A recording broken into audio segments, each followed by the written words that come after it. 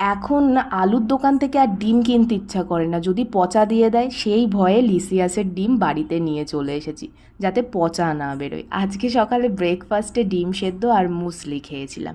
আর আজকে হচ্ছে 3 রকমের মাছ বার করেছি। সবার প্রথমত লোটে মাছ, দ্বিতীয়ত হচ্ছে বোয়াল মাছ। আর বোয়াল মাছের সাইজগুলো এত বড় ছিল মানে কি বলবো। আর তার সঙ্গে ছিল হচ্ছে কাতলা মাছ। লোটে মাছটা যে আমাকে এবারে এতটা খারাপ দিয়ে দেবে আমি একদম বুঝতে পারিনি। আর সব কিছু মাখিয়ে মুখিয়ে লোটে মাছ হচ্ছে আমি কড়াইতে বসিয়ে দিই। হ্যাঁ, এরকমভাবেও রান্না করি, আর একটা প্রসেসেও রান্না করি। ওইটা যদি কখনো রান্না করি তোমাদের সঙ্গে অবশ্যই শেয়ার করব। আজকে বাড়িতে কি কি রান্না করেছিলাম চলো দেখিয়ে দিই। সবার প্রথম আলু বেগুন দিয়ে বোয়াল মাছের ঝোল, যেটা আমার ভীষণ প্রিয়। এক পদের লোটে মাছ হচ্ছে পেঁয়াজ রসুন ছাড়া, আর এক পদ হচ্ছে পেঁয়াজ রসুন দিয়ে, আর তার সঙ্গে ছিল কাতলা কালিয়া।